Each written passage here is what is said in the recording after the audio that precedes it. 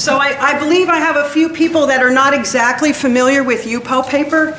Yupo is a synthetic paper. It's polypropylene, it's plastic, it's non-porous, so the paint sits on top and it just evaporates. And so it doesn't soak into the paper, pretty much. You can virtually wipe it back down to white, again, if you want to remove an area or something. Sometimes you can get a little bit of an area of resist on Yupo. Sometimes when it comes, your fingerprints, the oils on your fingers can make a little area of resist, or sometimes there's like a little mark or something where the water just doesn't want to stick. Also, another thing, if you draw with a pencil, like you're drawing your picture and you have to erase, sometimes the eraser makes an area of resist, and it's just annoying. So when I draw, I use watercolor pencils to draw. This is a watercolor pencil. And so when you want to get rid of the line, you just go, and it virtually goes away. If I used a lighter color pencil, it would get closer to the white. But you can erase with the watercolor pencil with no issue. But when you do get an area of resist, like from an eraser or a fingerprint or something, generally you can get rid of it by just scrubbing your brush over that area or rubbing with the paper towel. And then when you go back to paint again, the paint will take that area. So most of the time you can deal with those little tiny areas of resist. All right, so I'm going to start now. Excuse me, do you want me to zoom in a little bit or not? A little bit, please. Yeah.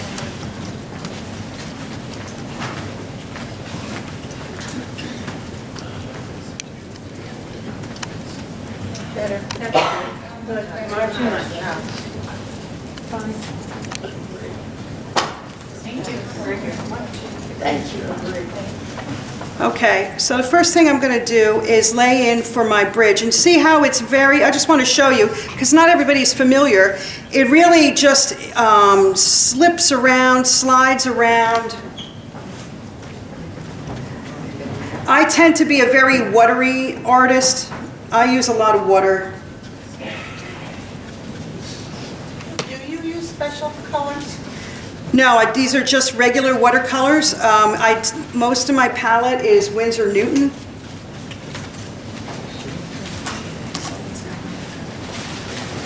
So I'm setting up my bridge here for, I'm going to use Saran wrap.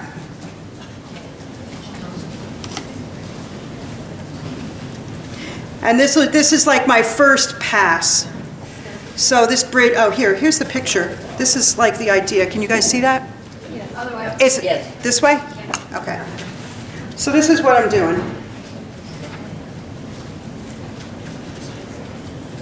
See how when you put the color down, it goes out and in, and it does what it wants to do.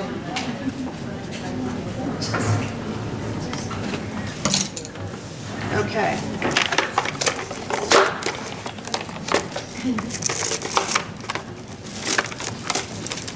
Yupo paper does great for making various textures. That's what I really love about it. I can, well, as you know, I make really cool textures with it. So it's in it because I was specific where I'm putting it. It kind of just stays there.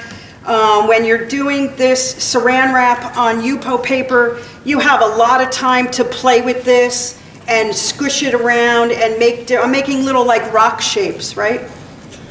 So this is like laying out my rocks. At the end of my painting, these aren't going to stay that way, but it's a start, right?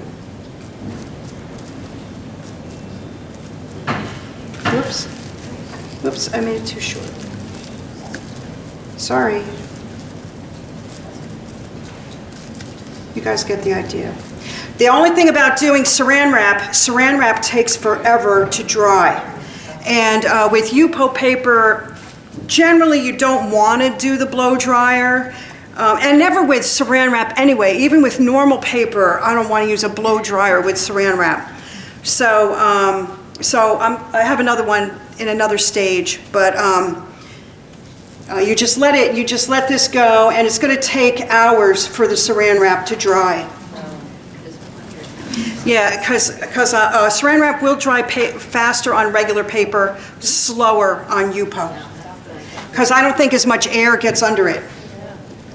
And like those examples that I was passing around, I tried Ziploc bags, and I let it sit overnight, and it was still a little bit wet with the gallon Ziploc bags. It was like, oh. If you put it in the sun, it'll dry quicker. And also, I think I started to say with the blow dryer, if you do use a blow dryer with Yupo paper, put it on like a low setting and you hold it far away and just be patient. If you're too close to it and too hot, it's plastic. It'll buckle. So you just have to be careful with the blow dryer.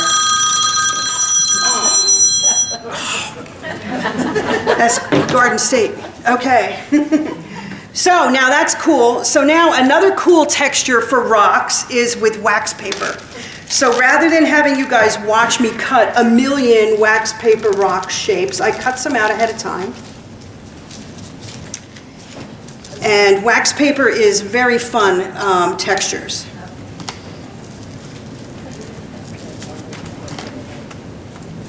Maybe that's the paper. Oh, come on, I turned it off. Sorry. Sorry. Test nature. Yeah, it was Joanne.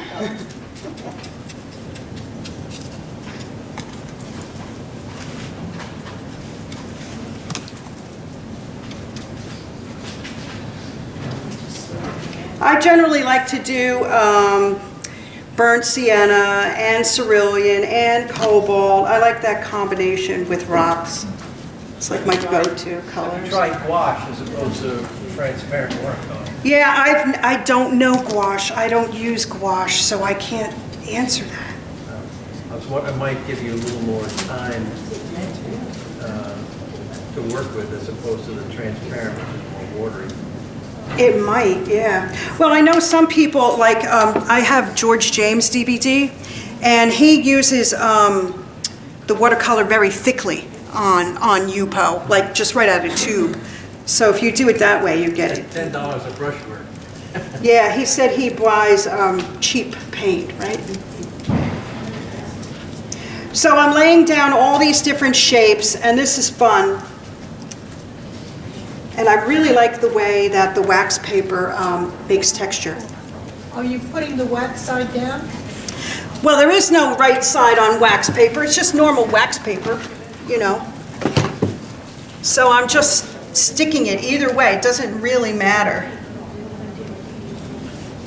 And this will dry quicker than saran wrap. This will dry in like, 10 minutes, 15 minutes. So yeah, this is wax paper.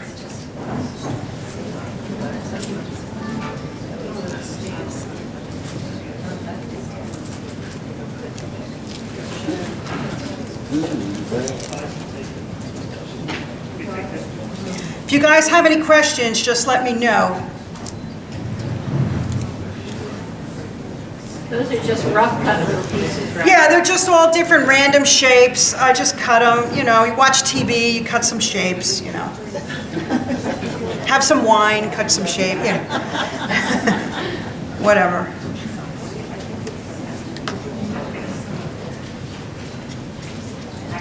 So, I don't know, I don't know if you guys really need me to do this whole thing. This is another rock area, this is a whole nother rock area. Maybe I'll just do this side. I don't know if you want to see, it's the same process. I waste your time watching it. The wax paper cut to the shapes that you've got drawn? Yeah, I cut them to different shapes, so I have some oblong, weird shapes. I have some geometric kind of shapes, and then I just lay them down and overlap them, and I have some tiny shapes. Does that work on regular watercolor paper? Yes, you can do wax paper rocks and stuff like that on regular paper as well. I've done that. Does it take long to dry? Not too long, actually. Wax paper does not too bad.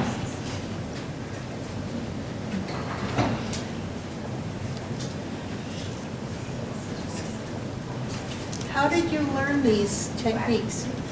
Well, the first thing I had with the wax paper rocks was with a book.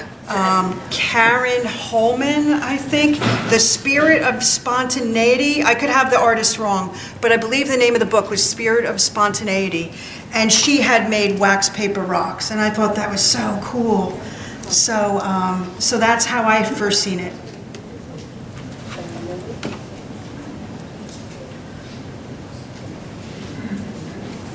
I like doing experimental things. I like doing things a little different. I like finding a quicker way to do something rather than painting every single blade of grass, you know? It's like too long. I'm not that patient. It takes me too long to do that.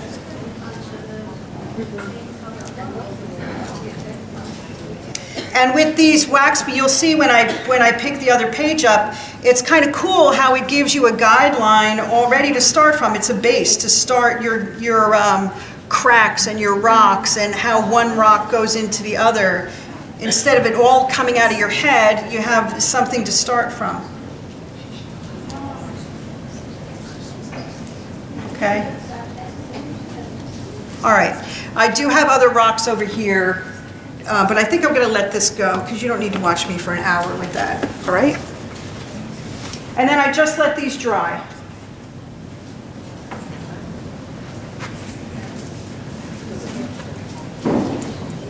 Okay, so here's what it looks like after they're dry.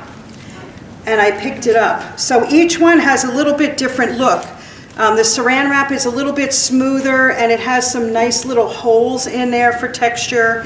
The wax paper has really, really cool, like granite-looking textural spots. This was also saran wrap. I wanted to show you saran versus wax paper. All right, so I think what I'm going to do first on this painting here is I'm going to work on my top area. And it's kind of just, you know, a soft background of trees. I don't want to be too specific. Grayish. I gotta throw purple in. Purple.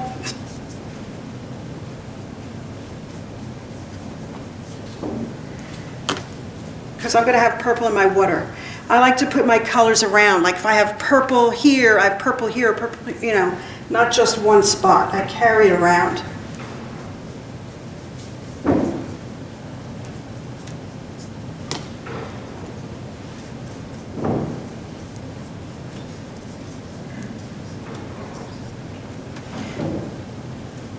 Okay, right now I'm painting flat, right?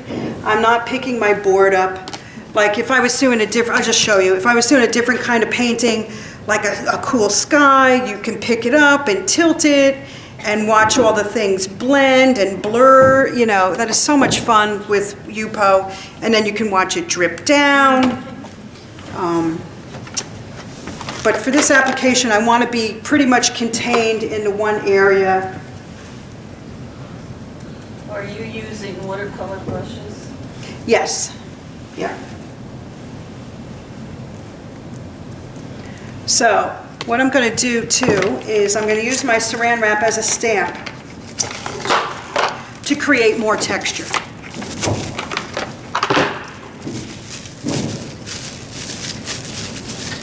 So I just scrunch it up and tap on it. You guys see that? And it's fun. And I'll tap it, and then you can also, you got to keep your eye on it because it's water and it just wants to puddle and it wants to go fill in all the gaps. And then as it dries, I come back and I'll tap it again to make this texture pop back out. Let's see.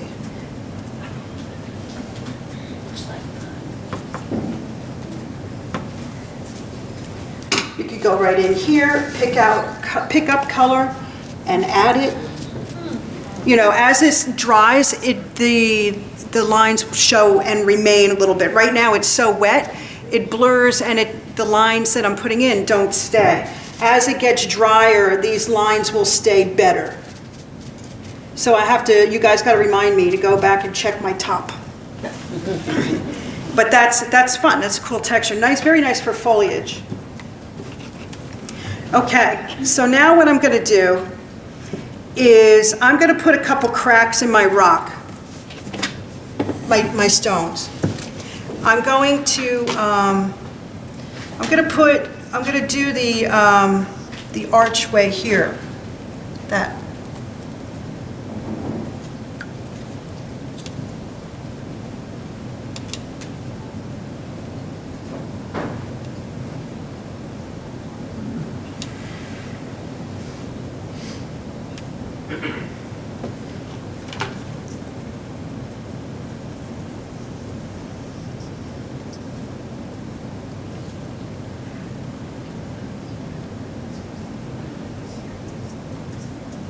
So I have to invent some of these, obviously, by myself, but some other areas, it's cool. I can use what it gives me, right?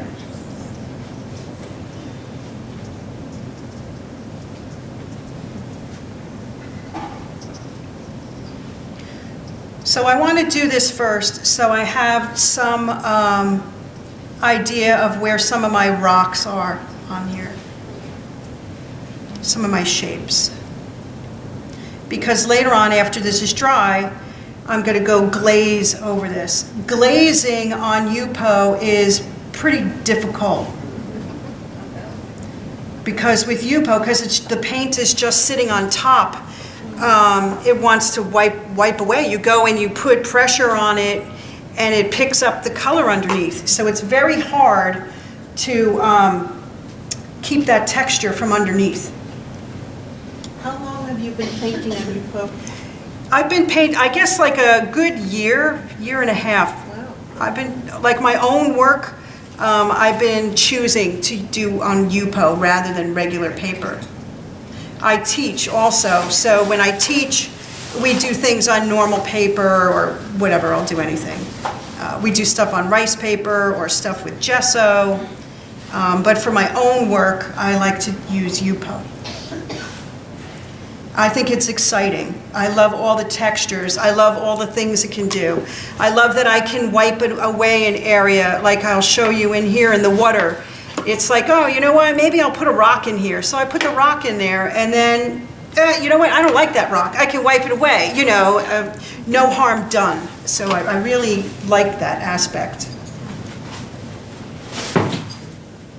All right, so I'm gonna add some other cool cracks. So I use some of these to begin for me.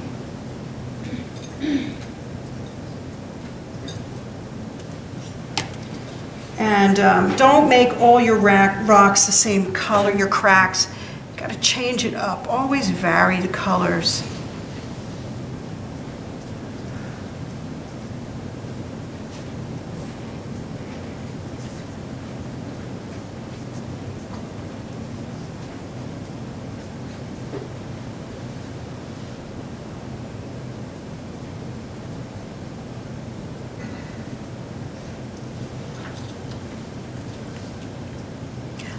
I can do this like all day. I love doing this on rocks. And water, I can do that all day. I can sit and do that.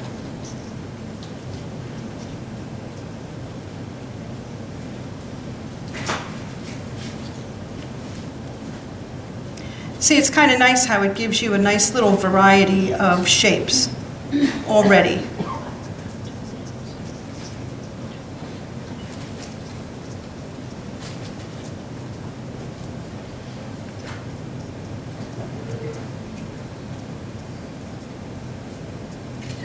So are most of you watercolor artists, or all water?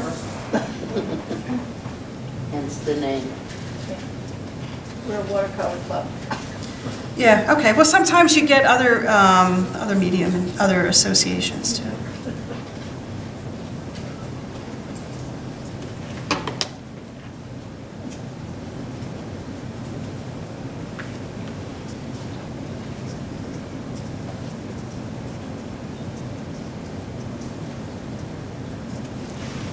All right, all right, let's see, you don't want to watch all of this, right?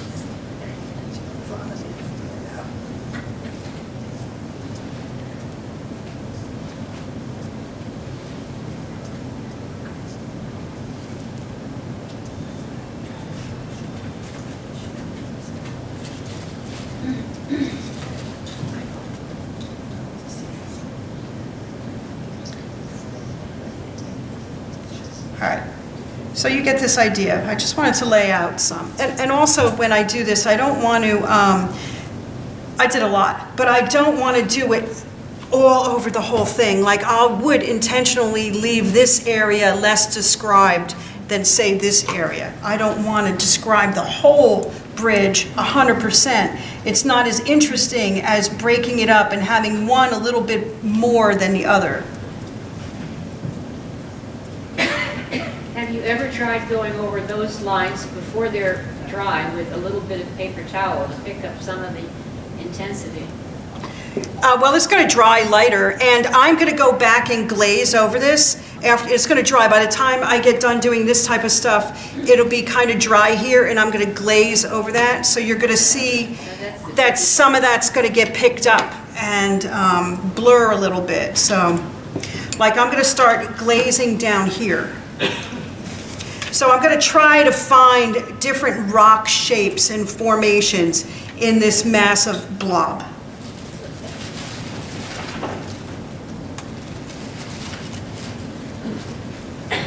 And a lot of times I try to look for something that's going to help me, you know, instead of it all coming out of my head.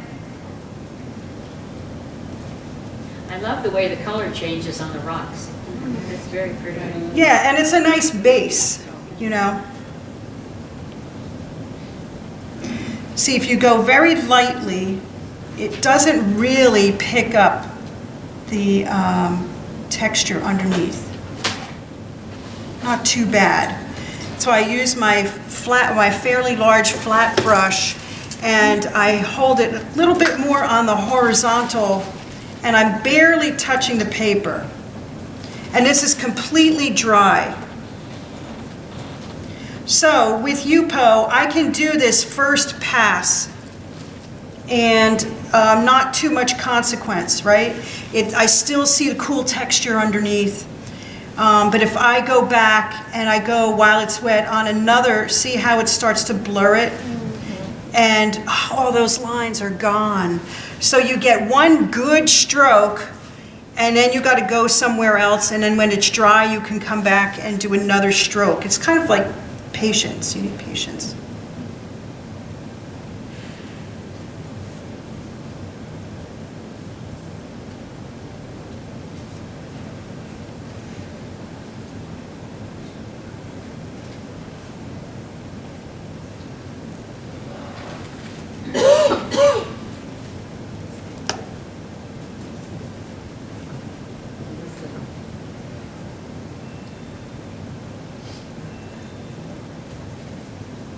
And when I paint with Yupo, see how watery I am? To me, it's like it wants to fill a puddle. And when I put these little dots in here, it's like filling, just like filling a puddle.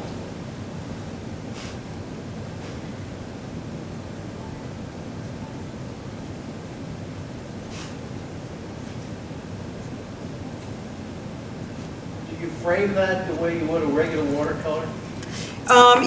I do. I just put it under glass, but you can seal them as well.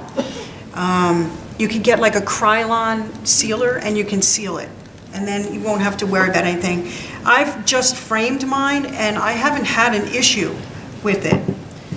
I have a couple paintings down the shore in a bright southern exposure room, you know, and I haven't had any issues with humidity or moisture or the sun fading it. It's been there a couple years, right? But you can spray them with a sealer.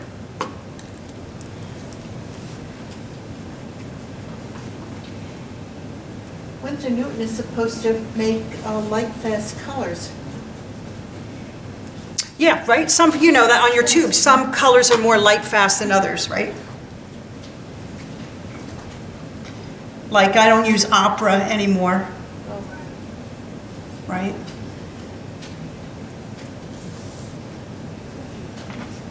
Although opera is so pretty. Does it fade? Yeah, it's a fugitive color, so over time it will fade. So I don't use that one anymore. And I haven't experimented with all these other brands, you know, like maybe Holbein has a beautiful color like opera that's better. I have some core colors, but I still haven't used them as much as I should. You know, I get caught up with what I'm doing rather than experimenting and trying out different colors and stuff, which I should do. Because some of those quinacridone colors are really pretty.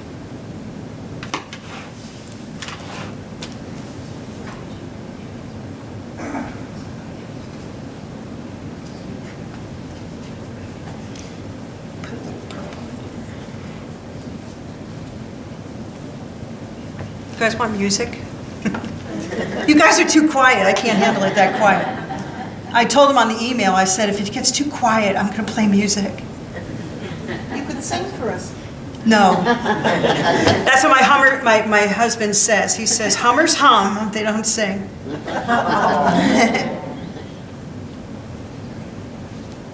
For good reason.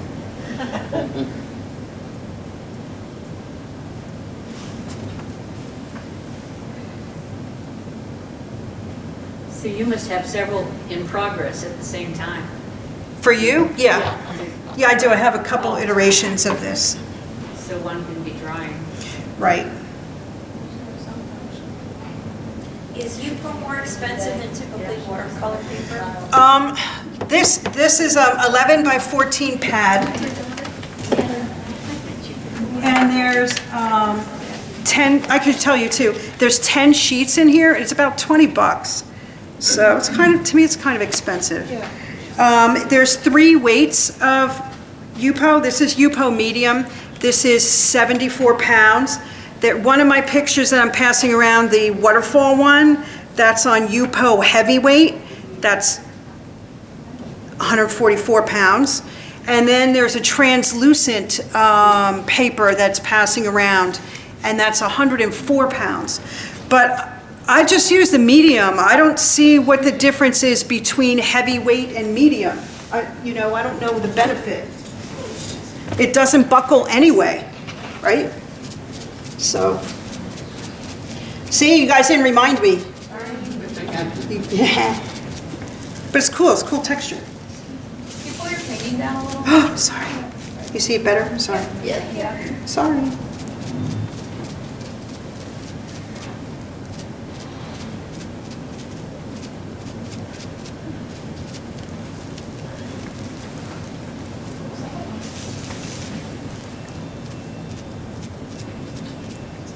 See, as it dries, it stays a little better, and as it gets closer and closer to being dry, these shapes will stay more. Another thing you can do on Yupo, I'm not going to do it here, is you can stamp back to white, right? You can, like if I was doing, this is a nice stamp. This makes a really nice texture.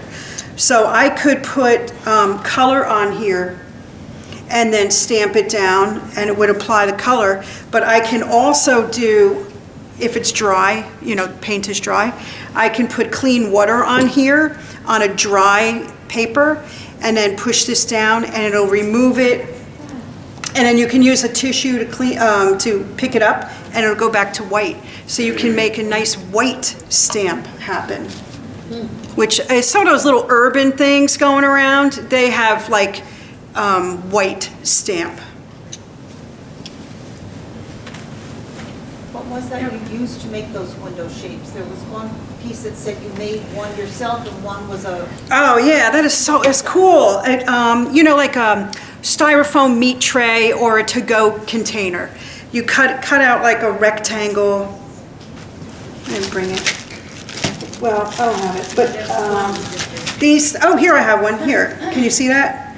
You just draw with a dull pencil a design in there, and so it makes depressions with the pencil. And then I put matte medium over it. And I'll do it on here, I'll show you. And then you can stamp with it.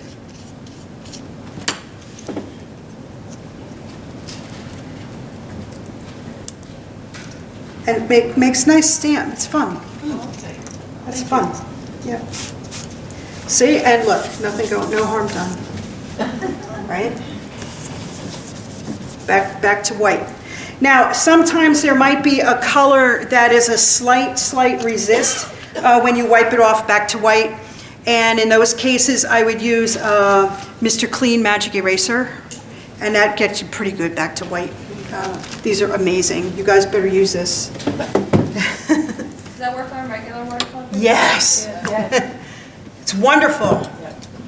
And you can use, you can put like masking tape down, like if you want a specific area removed, you cut around with the X-Acto knife and then you do it and then you pick it up and then it's perfect fixing.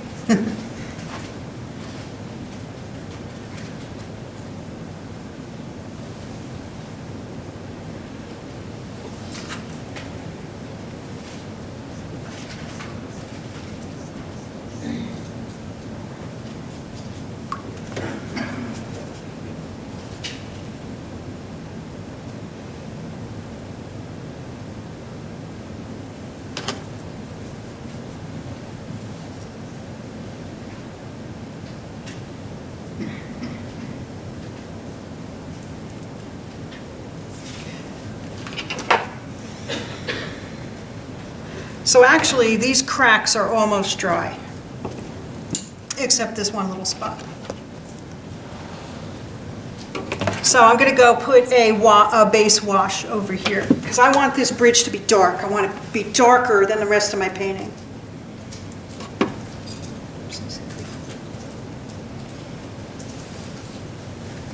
So this is glazing, right? Yeah, so I'm glazing. I need this darker.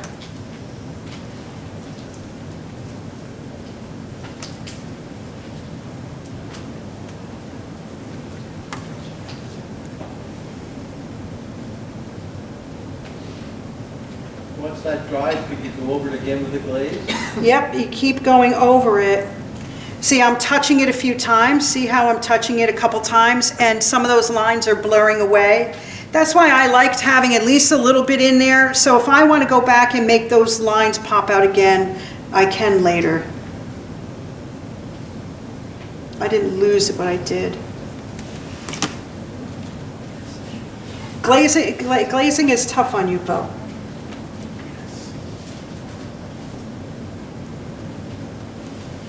You know, so to get this darker, and I'm pretty watery, right? So that's just my style. So I'd be glazed this like maybe 3 times.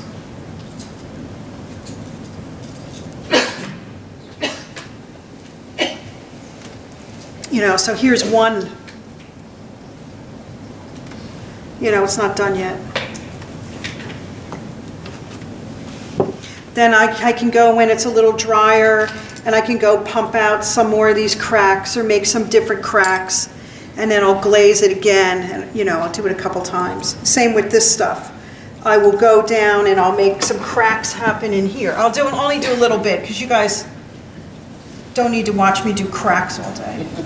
I'll just do a little bit. I can't help myself, you know.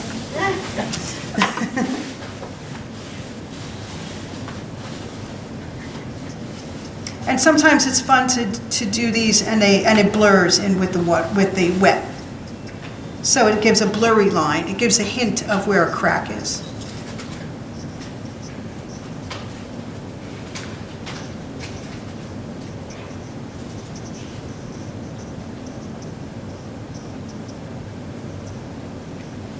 And another thing I can tell you too is you can, let's say I want to make a light crack. I'm making all dark cracks. So you can pull away and say, I wanted a light crack on here.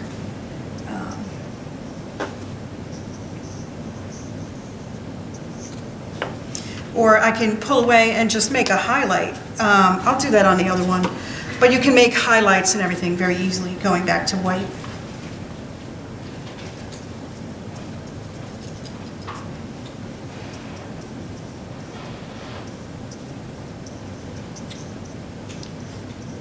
Okay, I'll stop.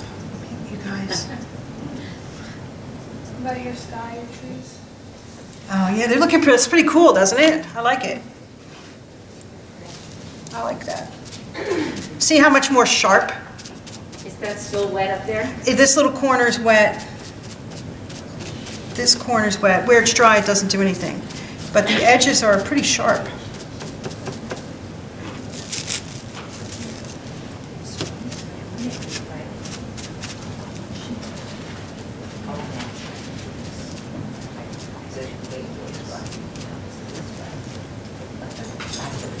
All right, that's cool, right?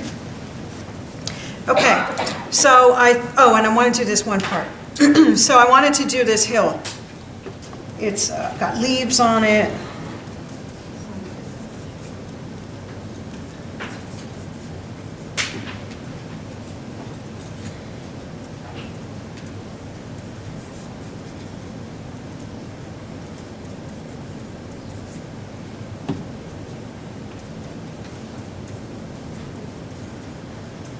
So again, I'm always looking for different ways of making texture.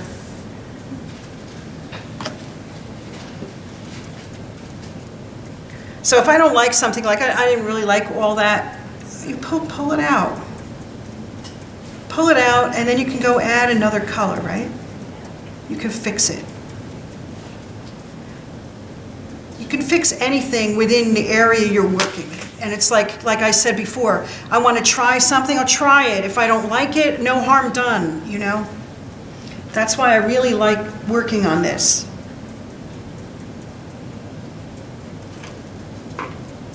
Okay. So this is a crappy, a cheap brush. I don't know what these are, but they make really cool texture.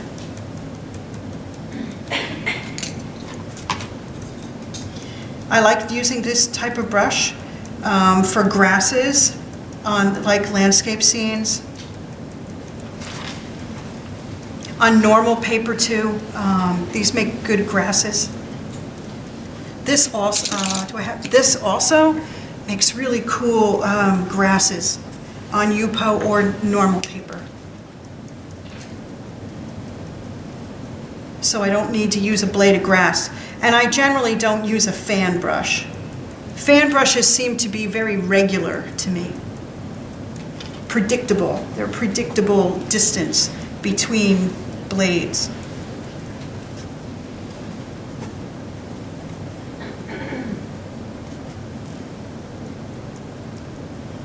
So also, as this dries and I poke on this more, it'll be much more interesting texture.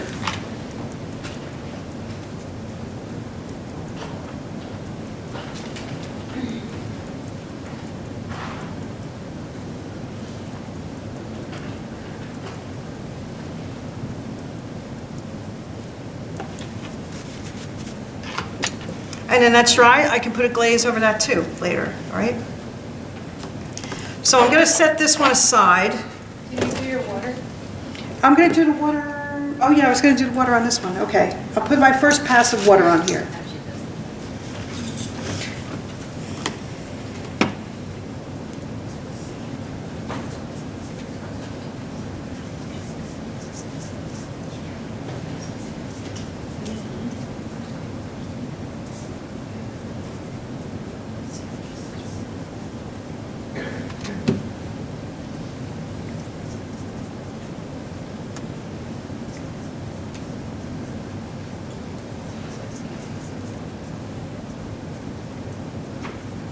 And if my color isn't optimal, which is not optimal, I could just keep adding, pulling away, keep trying.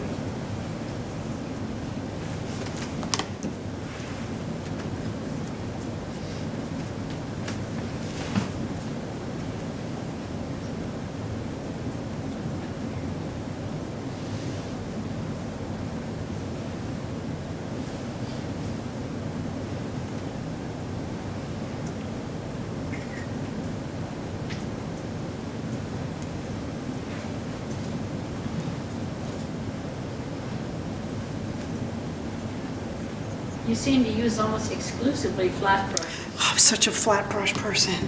Except when I do these little details, I use the round brush. I don't know why.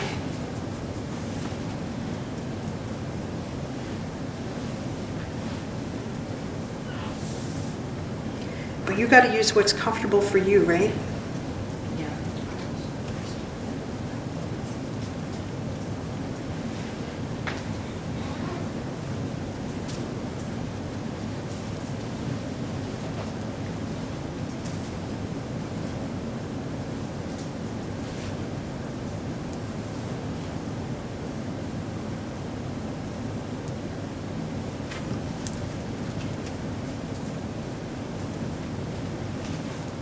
Oops, I forgot I was supposed to do that down here. Just add a little in.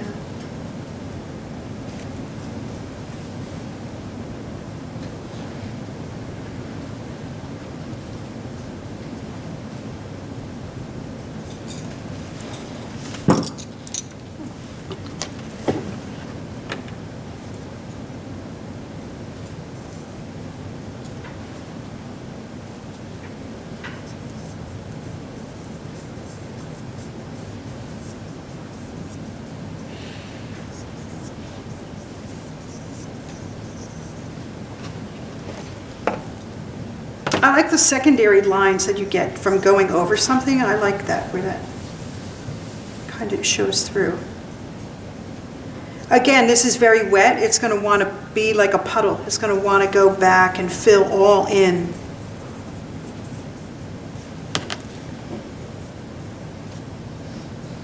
And I can go with my brush and pull out little areas.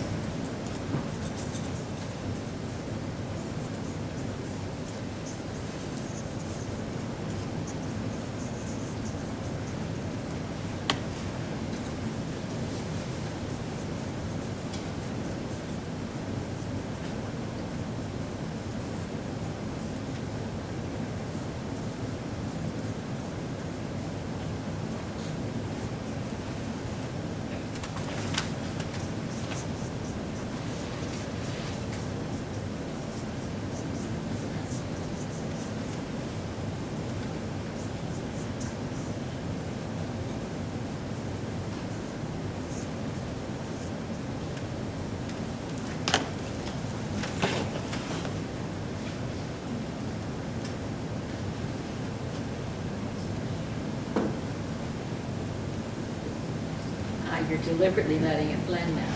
Just for a minute, you know.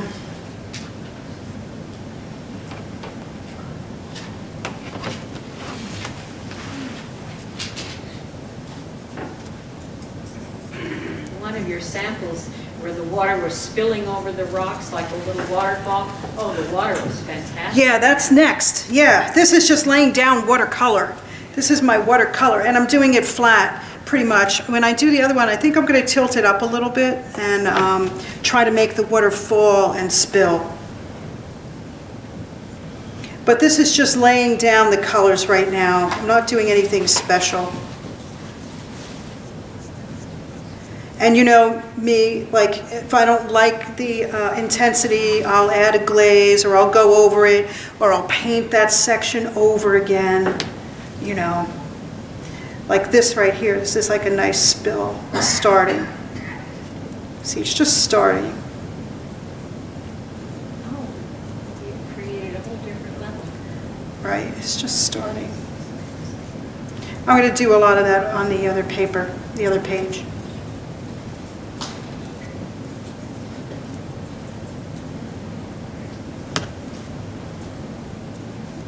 See how it fills all in?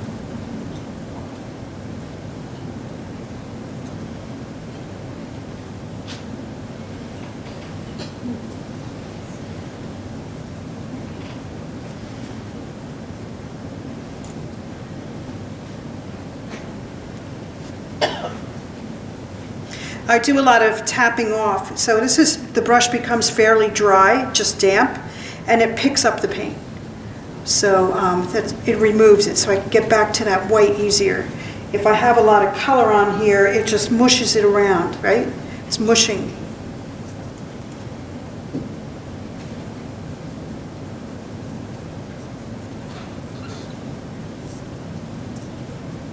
So this is the beginning of it, because I'm going to play a lot. You're going to get bored with me. I'm going to play a lot on the other paper.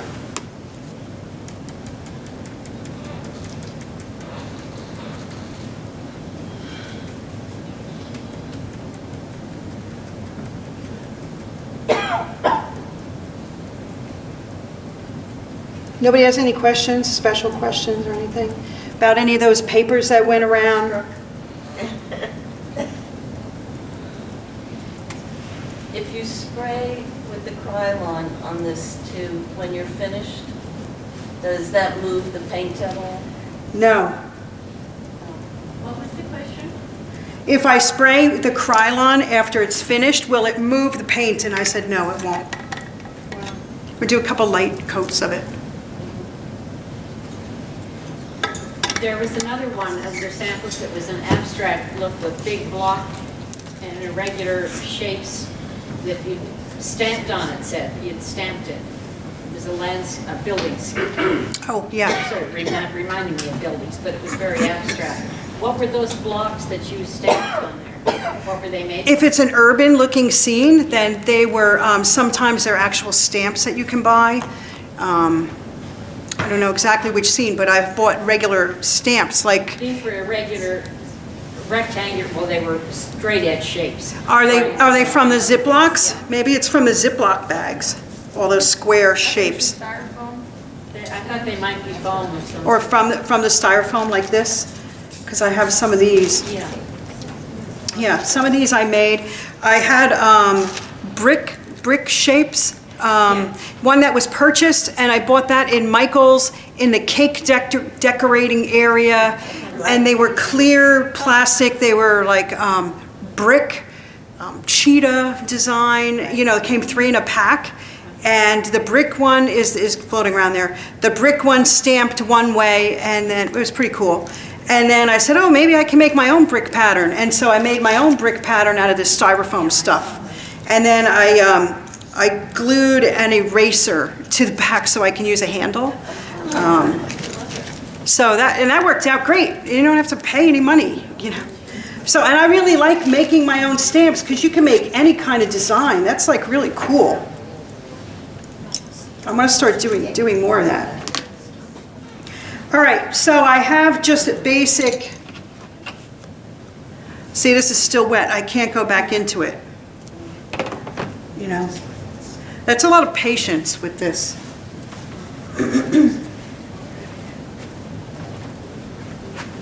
Okay, so here's another one. Where this one, I wanted to get the bridge pretty much done so I don't have to deal with that here, because I'm going to do something else later. What? Oh, sorry. Okay. So I wanted the bridge done. I'm not going to touch the bridge anymore because I want to do some other things with you, and I need that to be dry. So this only had the first pass of the rocks, so I'll probably put more pass on the rocks. But I think what I'll work on right now is playing with my water. So I'm going to tilt it up, I think. I'll start that way, see how it goes, and then I can always... How did you secure the paper on the base? This? Yeah. So because Yupo doesn't buckle or anything, I don't have to tape it down. I don't have to staple it down. I just put the little circles of blue tape down. I don't even need a good board, you know. So, so that works great. And these are those rug mats. I use these a lot to keep my things from sliding. Could you move it down just a little bit more? Yeah. That's good. So you guys can see? Yeah. All right. So now I'm going to play. And 3. Okay.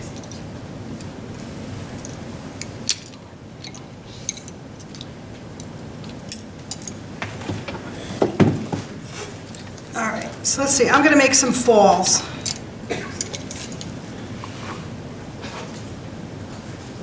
And then remind me to add a rock, okay? So I like to get this going, and it's very watery, like a puddle. And then it just wants to go by itself. Gravity makes it go down. It's like so cool. I don't have to do much.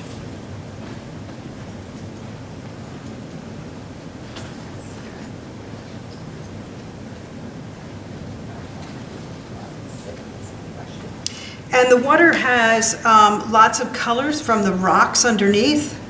All these big spills and everything have a lot of rock color in them.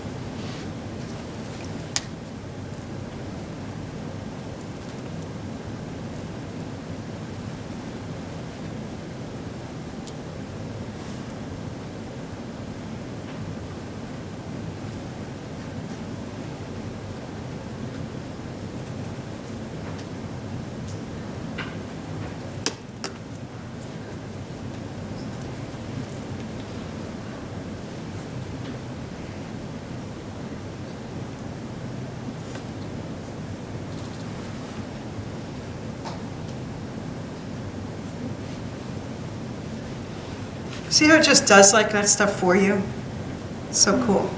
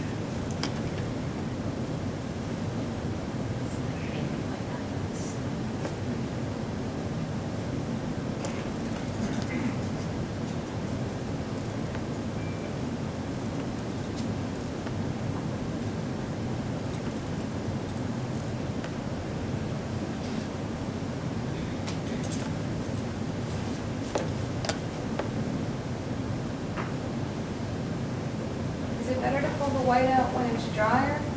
Or if Well, when you it's do it drier, right now I like it because it's all soft edged.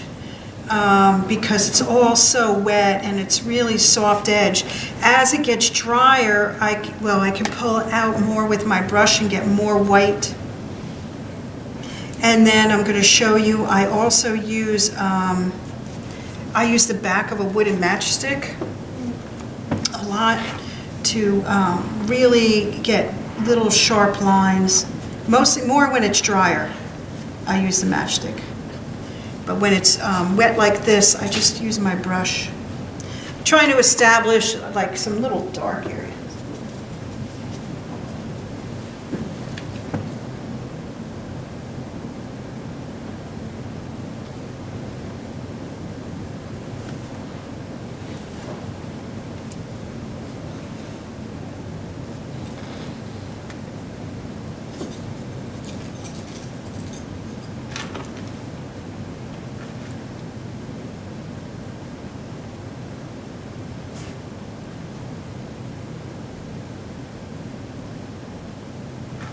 And I can use this thing too to make little bubblies.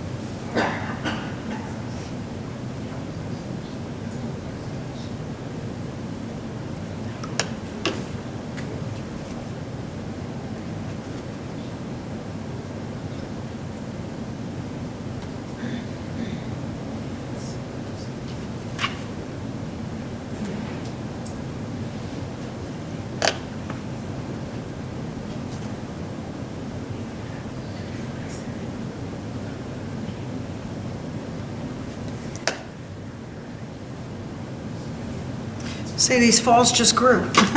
They're taller now.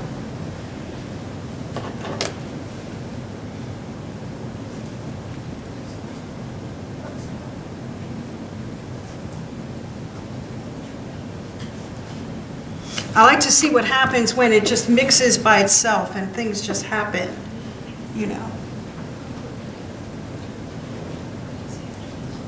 And if I don't like it, I can wipe it away, and sometimes it's tough because you liked a certain thing about it, but overall the area's not good and you gotta wipe it all away and do it over, you know?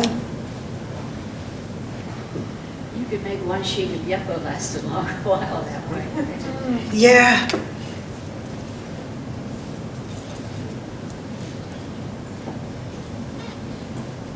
And I can keep playing in the one area all the time too.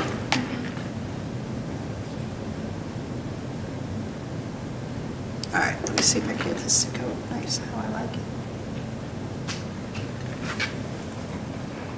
Of course, I never look back at my original picture. I start that way and then I never seem to continue. Where did you say this was taken? This is at Ken Lockwood Gorge near Califon. Very beautiful area.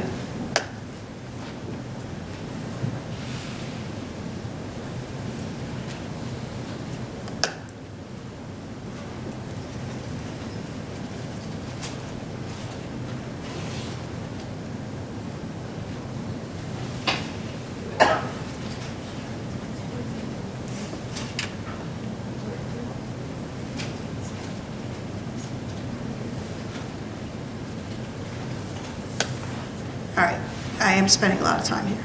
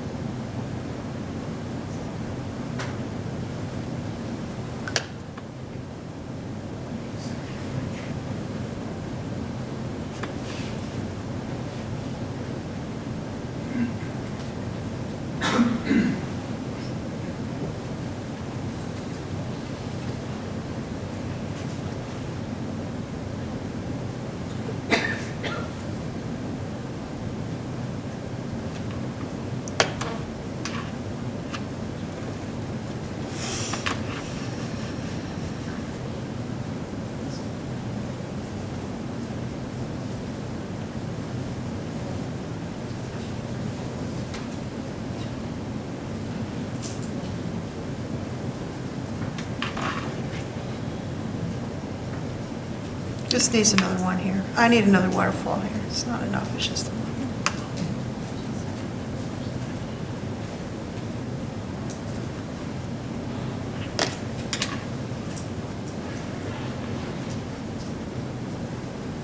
So on one of your examples that were passed around, there was something you said, the Holy Grail. What was that? That is so cool. I had seen it in a book once that, I don't know which artist it was, but they had put their paper out in freezing cold weather, and then they had the ice crystals form, and it looked really, really interesting. And so every winter when we get like 3 degrees or 2 degrees, I'll try all different papers and I'll put my paper out at night, and I can't seem to get that perfect ice crystal formation. And I don't know what she did different, I don't know. But mine doesn't seem to come out perfectly. And the one that I was passing around was the best one that I got, you know. You can see some of those crystals, but not all of them. Did you try your freezer? Actually, I never have room in my freezer. So I've only tried it outside. Did you guys try it in your No, but freezer? I read somebody else who put their paper in the freezer. I don't have a big enough freezer either. Yeah. But, you know, it might be the wind is blowing outside, but you wouldn't have that effect in your freezer. It would just kind of sit still. Yeah. I just wondered. Yeah, it might. I just thought it looked so neat. I really like the look of it, and I just can't seem to perfect it. And I don't remember the artist. I don't know if it was Nita Engel or somebody else. Yeah, I have the book. It's in the book.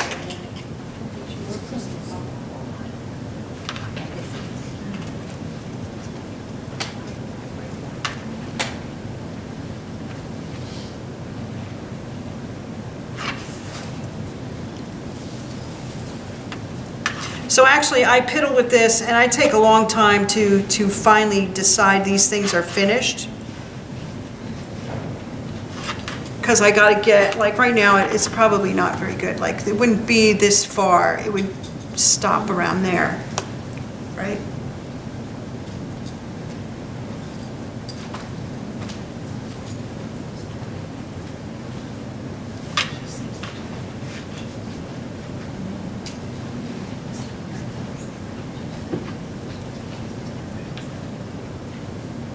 You have 20 more minutes. Oh, I do? Okay. Then I do want to, okay, I want to get to one other thing. That's nice. All right, well, you understand that idea. I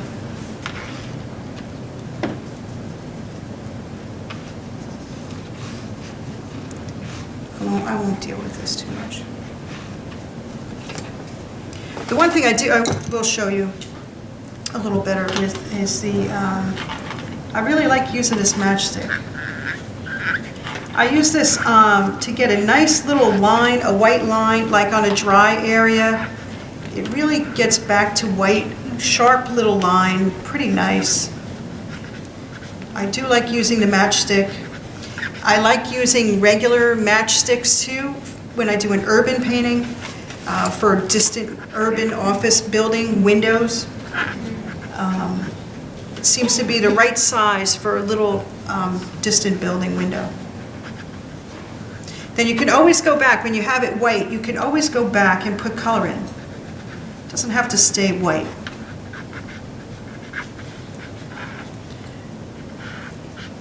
So this is almost dry up here. So I will go and use these matchsticks to make other little lines.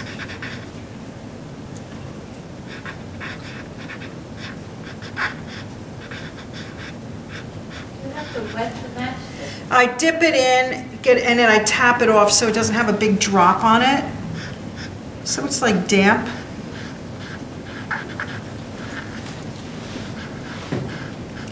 But I do like getting the little lines in there.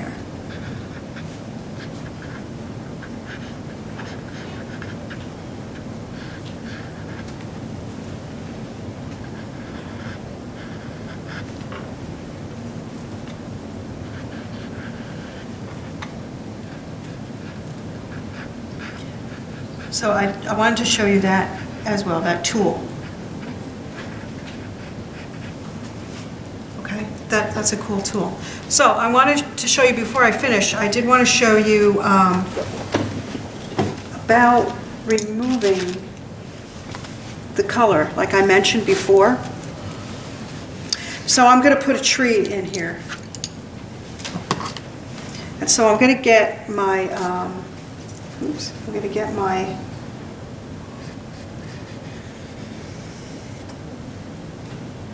so you can go back to white.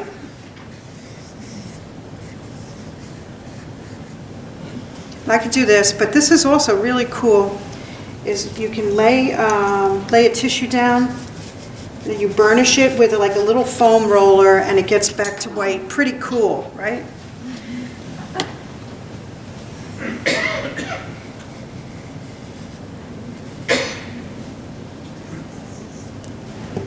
And if you don't like it, say, oh, that branch is too thick. I can leave it. I can just let it dry and then nothing will happen. But I don't care. I'm just going to do it. The branch is too thick. All right.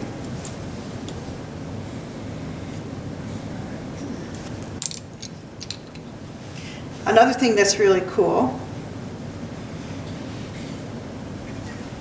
Well, let me do over here too. Okay.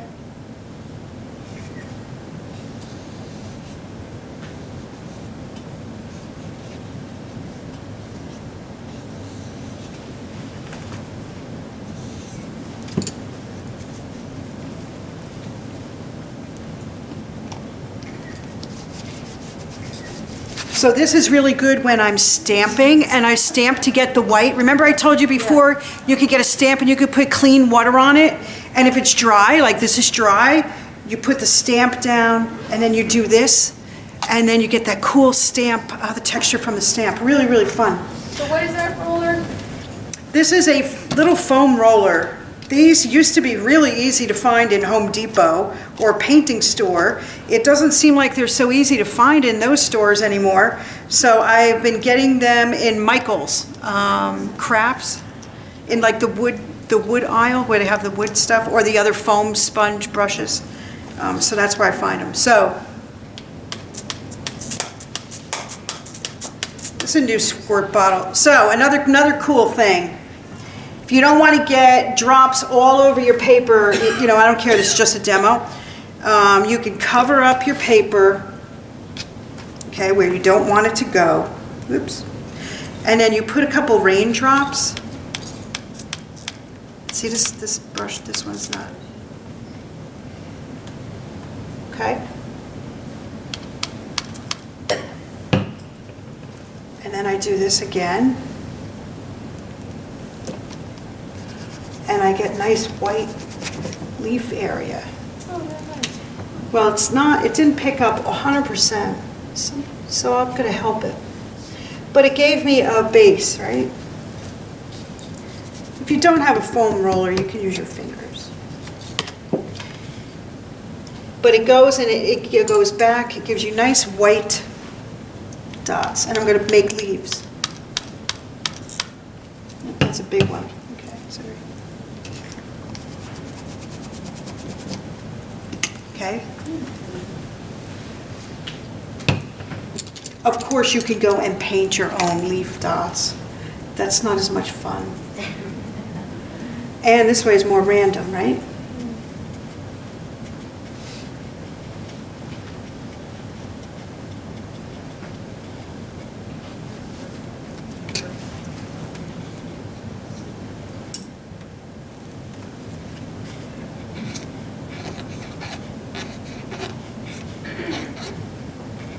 Okay, so this tree is not really the optimal tree, okay? Because this branch is kind of ugly. I'm going to tell everyone that you've got an ugly branch. Yeah, I got an ugly branch, whatever. It is, it's not optimal. So, okay.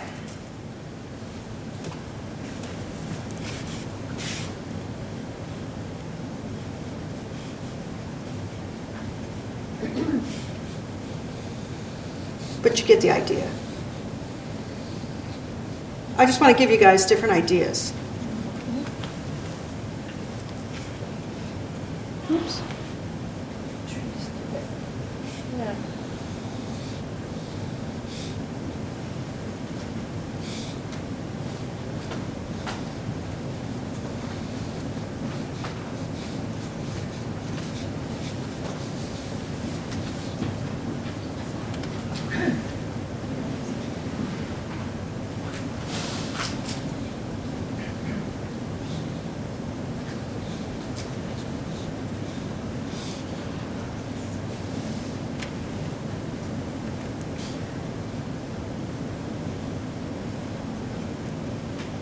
This is another thing I could do for 6 hours is paint trees. I could do this all day.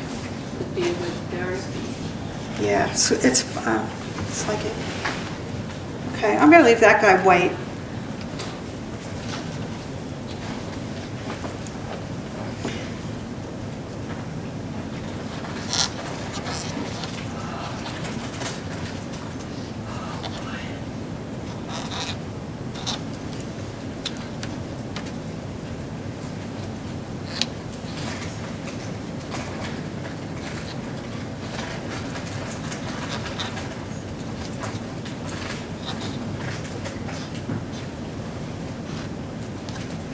Okay, 10 more minutes.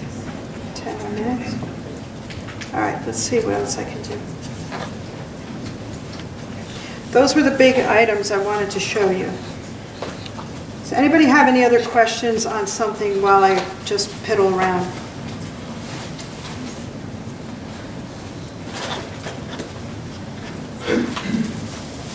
So you whet our appetite for the workshop. Right?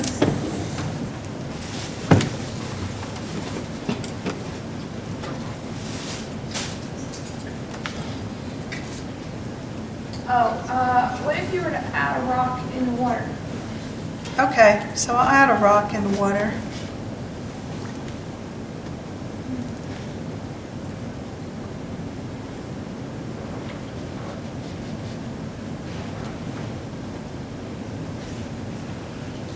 Have you ever tried using masking fluid? Yeah, you can use masking fluid on here too. I have done it. And it works fine. And it doesn't get stuck into paper. I don't use a blow dryer, but it works fine. Just, it'll pick up, like if you rub too much on it, like if you're too rough with it, it might pick up your little edge a little bit, you know, because it'll peel easier. But yeah, I do like masking. If you don't really have to use masking because you can get back to white. But if there's something like a person or something, you just don't want to deal with it later, you could mask it first and then do your painting. I've done that before. I also use another product on Yupo a lot called alcohol ink. Have you guys heard of that? That's a fun product on Yupo. That's even crazier than watercolor with the spreading and doing its own thing.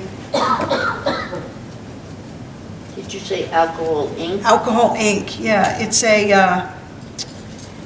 the scrapbooking section of Michael's. And that's a fun, like, crafty thing to do. And you can use your masking fluid for that too. It works. Is that how you get the webbing look? The webbing look is with Halloween cobwebbing.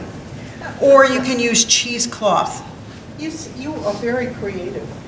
Yeah, I like to do that. I really like to do that. I love the texture that it gives. I guess that's what I'm really about, is different texture. How do you do the webbing? With the How do you webbing, use that stuff? you what? How do you use that Halloween stuff? Yeah, you put thumbtacks down on the outside of your paper, and then you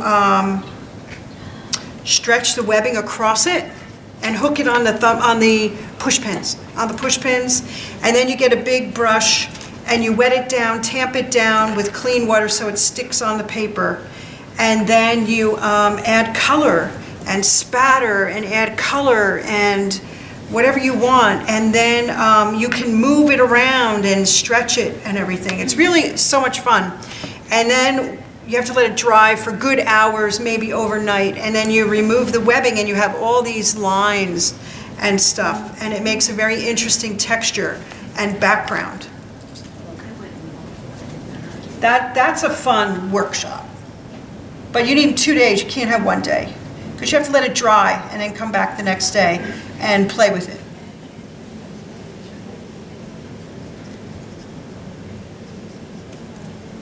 All right, you want, this tree's not optimal. You want me to do the rock and water. Create a new rock. So now I'm gonna make a new rock. See how I like it.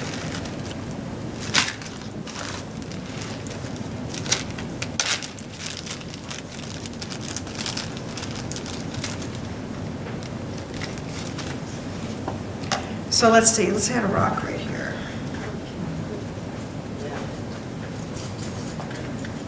I'm gonna zoom in a little bit. You're gonna zoom in on a little bit. Oh, I didn't show you down here. Oh, wow, that's drying. I gotta show you down here. Oh, yeah. Okay, I'm gonna let that dry. It's gonna be a texture. So down here, I wanted to add some grasses and stuff.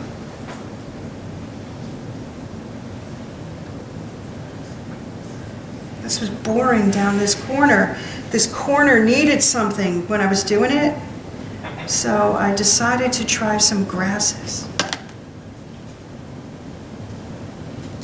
among the rocks.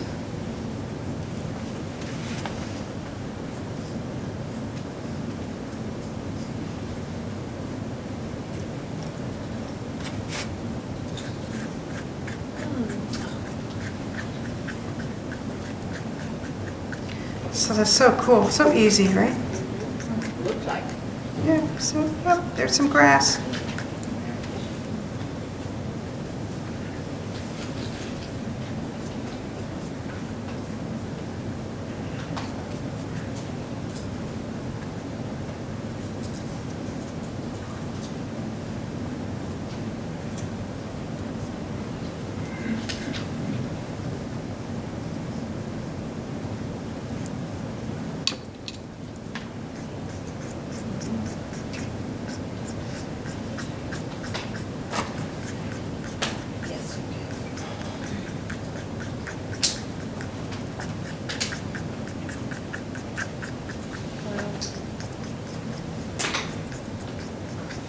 Yeah, these wooden matchsticks are like my new favorite tool. Better than toothpicks? This is a matchstick. I know, Number but 0. Yeah, I guess you could use a toothpick too. That might be a real big point. Or the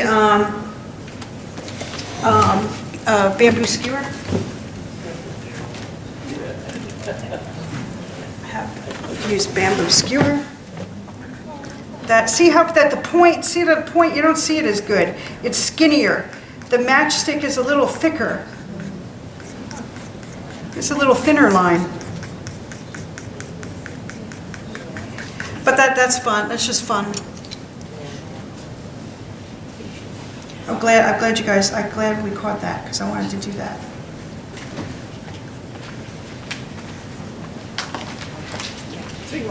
Okay, yeah, that's pretty much all the ideas I did want to get across to you, is all these ideas.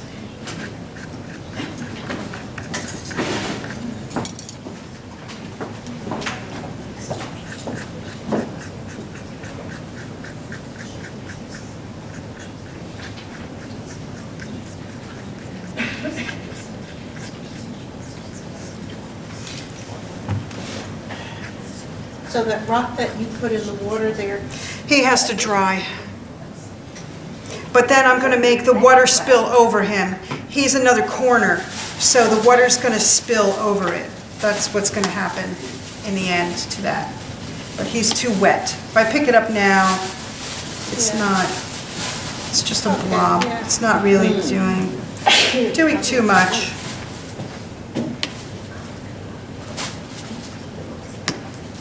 You know, it's not doing much. But that's why I wanted to let you know, you can just like try things, alter things. You don't like it, remove it, you know. It's a very flexible paper.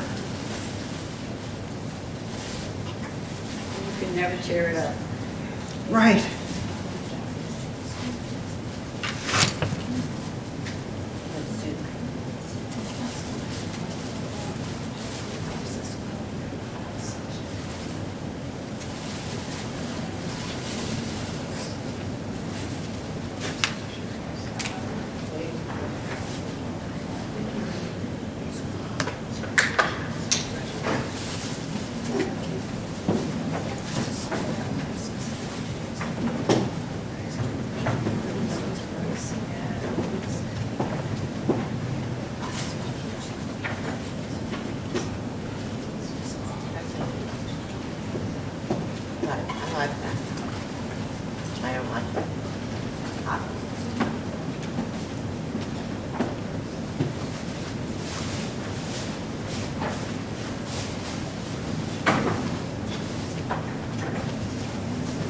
size of that brush?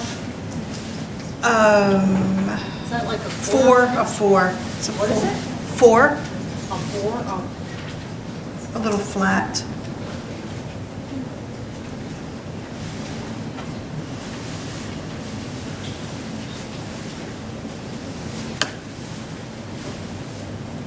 Are you going to finish this at home? I might. I have one done already, but I have 3 others. So, you know. Whichever one I like better. Like this one, I don't think is the greatest, because you know, we'll see which one I like the best. But you could erase the parts you don't like and do them over? Yeah, I can do it over. You know.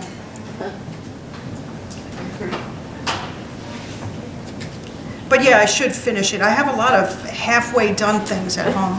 Gee. They are really wonderful. Who can't relate, right?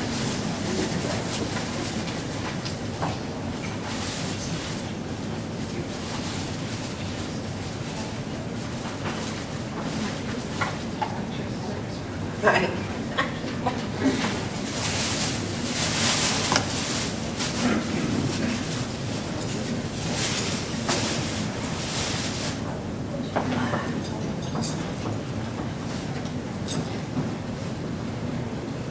Oh, the rocks finished, or when it go over, it was like a darker brown. These are not finished. I did not finish these. These had one layer of glazing on it. They need to be darker. I need to do a couple iterations of it. You know, I would go back and really pick out some other shapes.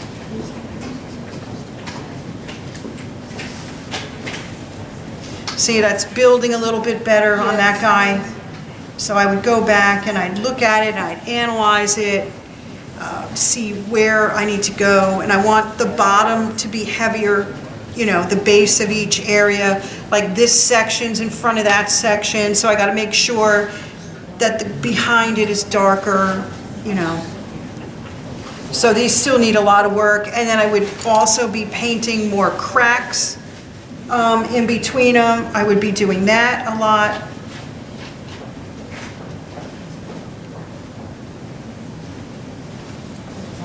You have to tell us where you're exhibiting it next time when you finish it. When I finish this, yeah. If it gets in a show, that's the thing. We also want to remind the associates to please pick up your paintings before you leave. Thank you. And where are they? In the back room.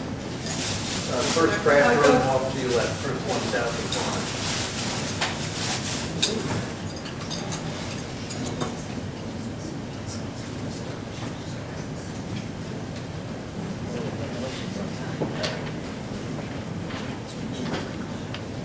Oh, you know what I didn't show you real quick? I wanted to add into this bridge. I was going to put some highlights, right? This bridge is dull. So I was going to go back later and pull out a little bit, some little areas to make some stones a little lighter than others, right? And I was going to make it lighter on top of the bridge too.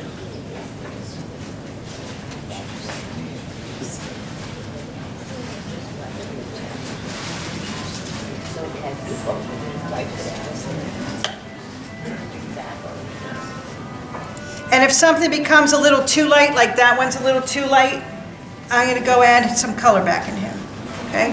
Put some color on him. But this bridge needs to have a little bit more happen.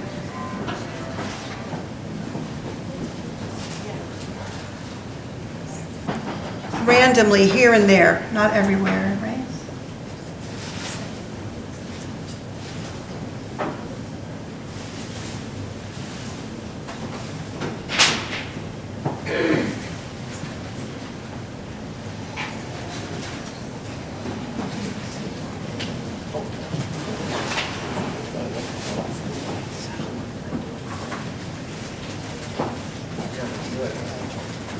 I think it's time.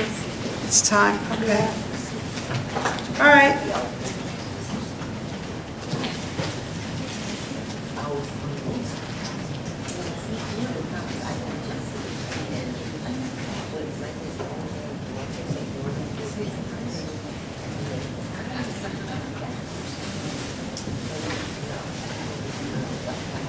Can I applaud?